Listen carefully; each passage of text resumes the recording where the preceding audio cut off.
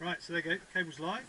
Okay. So I'm going to have just a fraction left rudder. I think the wind's just coming from the right. Let me just try and feather coppers. There we go, away we go.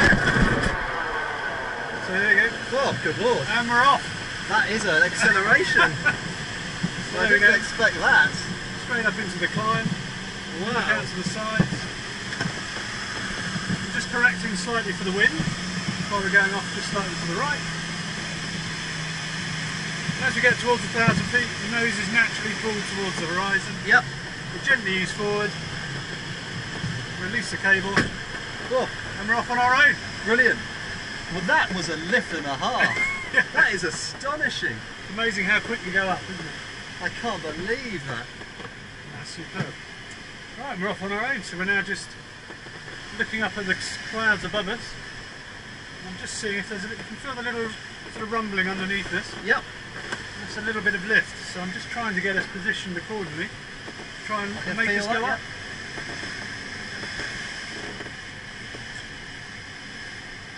There we go, it feels a little bit smoother. That was the most astonishing launch I've ever had. Oh, good.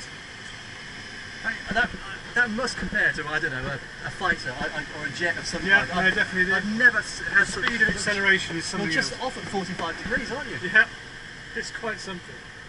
And as you can see, as you know, with all the flying you've done, the view's stunning. It is a beautiful day. It is a brilliant. There's nothing in. There's no cowling at the front as such as there's no engine block there. No, exactly right. And we're just a massive left to the canopy. elements. So I'm just trimming out a little bit there. Just coming back. I'm just snapping away some photos. You carry on. Brilliant. So I'm just going to try and position us just slightly upwind and on the sunny side of the cloud, because the clouds are formed by the rising parcels of air underneath. Yep. Obviously so it heats the ground, the sun heats the ground, causes the air above it to rise, and it's those bubbles of air that we're trying to get into. Actually, we've already gained a couple of 100 feet since we came off. We have. I see we're at 1,200 feet already. Yeah. So I'm just trying to fathom out exactly where it is. So I'll just do a little bit of the flying for now, and then we'll get you having a go on the controls in a little thank you. while. How much do you tend to bank? You can bank these up very steeply, but in a thermaling term we tend to go to sort of 35-40 degrees of bank, just because obviously that reduces the radius of turn, allows us to get right into the strongest part of the lift. Yep. In a very simplified form, if you imagine a dartboard, trying to get ourselves in the bullseye.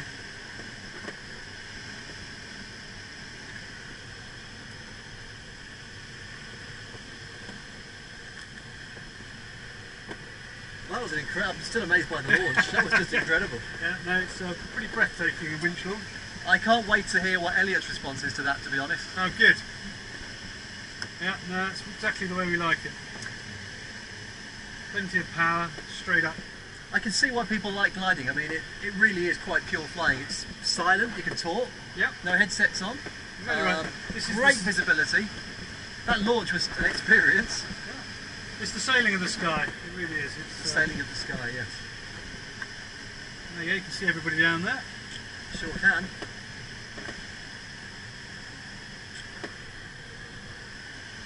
So which do you prefer then, your 777 or a glider? Do you know what? I think they're both entirely different, and I love both for different reasons. I'm amazed by the places you can go and what you can achieve in a modern airliner, and how you can sort of transport so many people around the world quite effectively. But the gliding, this is where the passion is in terms of real hand stick and rudder flying. It really is, isn't it? I mean, again, you're going to another 200 feet here, so we're now at 1,400, approaching 1,500 feet. Yeah. And we're banked at, I don't know where the instrument is to. Yeah, we haven't got an instrument for that as such in this aircraft, but we're looking at about the 30-degree bank angle at the moment. I mean, we're just turning through 270, 300 degrees. We're turning as rapidly as that, so, you know, 320 degrees now, 330. Around the 30-second mark for a 360. Right. And for the sort of steepest bank of turn for a thermaling turn, you want to be getting around and around sort of 20 to 22 seconds. It's just amazing that we're, you know, powerless flight, and we're climbing at we're now at 1,600 feet. Yep. So we're averaging about 200 feet a minute, and I mean the fastest rate of climb I've seen in a glider was in mountain sort of lee wave some up in Scotland where I had sort of around 12 knots, so 1200 feet a minute. And I've been in New Zealand with 22 knots. Wow. Which is pretty wild. Do you ever find yourself not getting lift and you're thinking, right, I've got to land in a minute? Yes, you do. And sometimes you do end up having to either land out at a different airfield or even into a farmer's field if you really get caught out. And a lot of our sort of training is based around identifying where the wind is, the surface, the correct direction, and also what type of crop or hopefully grass sort of surface you've got to land on. Yep.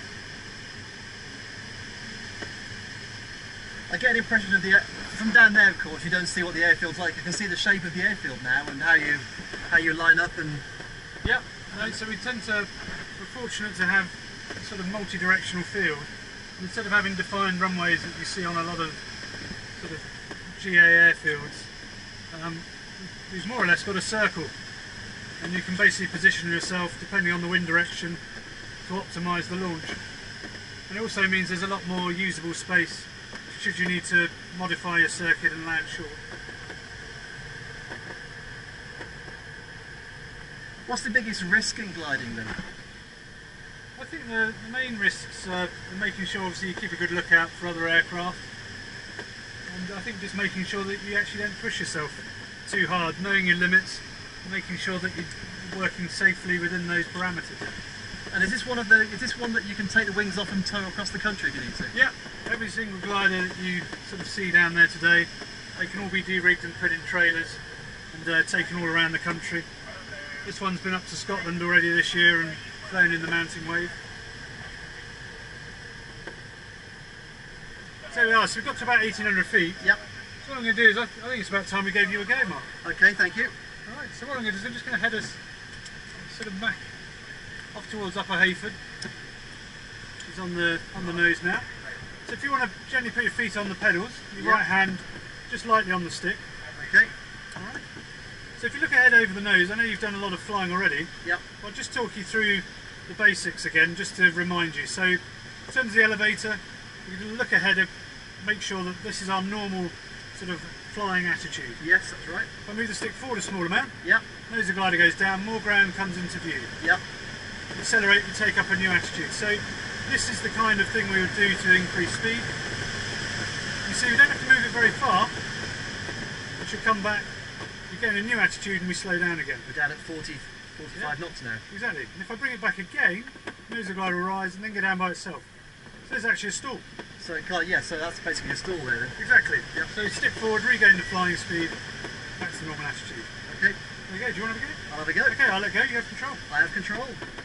Okay, let's get a bit of nose down action. What's the V&E in this? The V&E in this is up at 152 knots. It's very responsive, isn't it? It is, yeah. No, it's quite aerobatic. It's very able glider, this. And you say I can't stall? I'm You not can stall. I'm not No, you trying can. to, but... You're getting close, but you're doing well. Yeah, so there you go. So you can see it's quite easy to sort of keep with the speed control.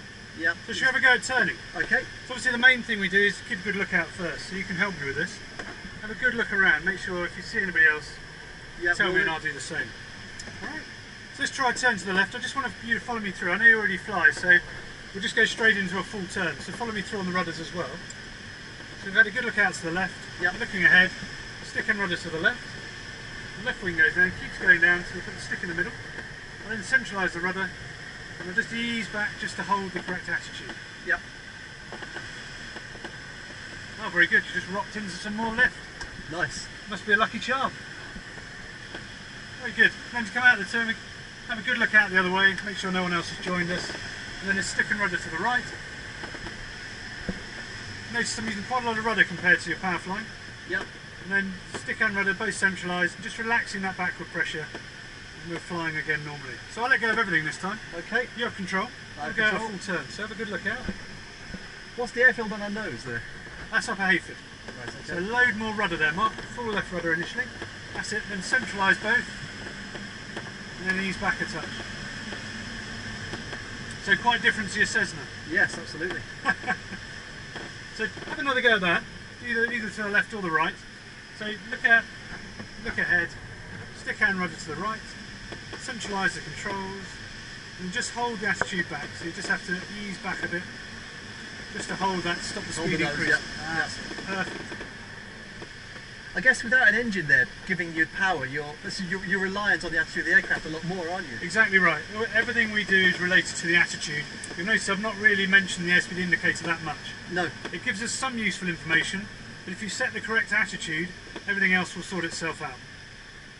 So you see it's just bobbing around a bit there, just a little bit slow. Just that's it, just move the stick forward about another centimetre. About there, it's perfect. That's a nice attitude for just normal flight. Okay. Great, so if you want to do another turn around to the right, we'll head back over the town.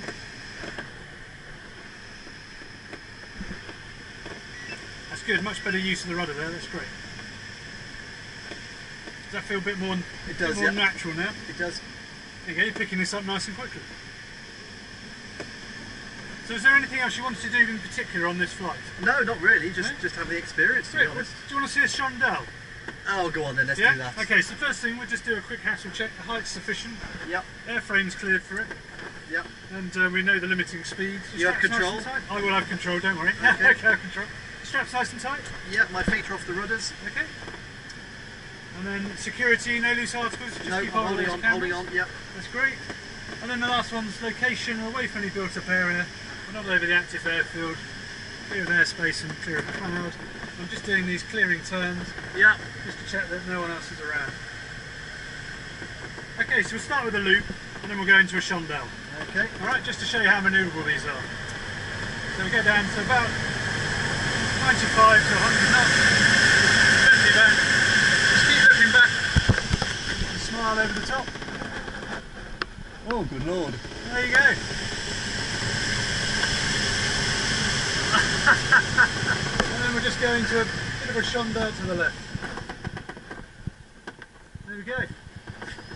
Whoa. Nicely done. That's incredible. There we go. So you can see they're very manoeuvrable. They certainly are. No, I won't have a go at that if you don't mind. I know you're going to ask, but I'll let you do that. And there we go. You can see we lost a grand total of 200 feet during all of that. That's amazing. So again, not a very efficient element of gliding. They're quite sort of energy efficient if you fly them in the correct manner. Great, so what we're doing is we're just looking at, see the other aircraft taking off there? Yep. It's the G-21, which I did my first ever flight in. Okay. So we're just going to position ourselves on the circuit. Yep. So we're just going to fly towards the town now, just to join the circuit, and we'll come back round into land. It's entirely up to you. I'm more than welcome for you to follow me through all the way to the landing if you wish. Okay, I'll do that. So in terms of the approach speed, see the wind has picked up slightly. Looking at the wind stop there. I can see it, yeah. Yeah. So let's say we've got about 12 knots of wind, slightly from the right. So I'm going to use a minimum of 55 knots on the approach. Okay? Yep. So what I'm doing is I'm heading towards the high key area, which is upwind and to one side of my landing area, and also making sure that the rest of the circuit's clear. If you look to our left, I can see another glider in the circuit, and we're slightly higher than him. He's just level with us on the left here. I see him, yeah, I'm visual. Him? Yep. So what I'm going to do is I'm going to position behind him, and we'll join the circuit. He's quite tight in and a little bit lower down. So all we're going to do is we're just going to mirror his circuit just slightly further out. Yep. So much as the same as in power flying, we try and keep to a circuit if we've got sufficient altitude to do so, just because it gives us the option then, and also shows everybody else what we're doing. The great thing is we're at 500 feet now, and the residents are not going to complain about the noise, are they? Yeah, because there's very little, just a little bit of wind sort of noise, maybe a faint whistle as we pass overhead. And all we're doing is just making sure that, obviously, it's descending air as well, just making sure that we position ourselves accordingly to make for a safe approach and landing. So it's all clear to the left, so I'm going to make the final turn to the right. Always try and do this no lower than 300 feet. And then once our wing's level, I choose a reference point. And I use the air brakes just to pinpoint exactly where we're going to land. Yep. We're going to land just slightly to the right of all of us. Let someone come and pull us back. As we come towards the landing, we look to the far horizon, hold it level with the ground. Just hold it there until we touch down. Just keep the stick back, just steer for the rudders again. Just using the air, just to keep the wings level. Bumpy, but yeah, a few bumps on the field.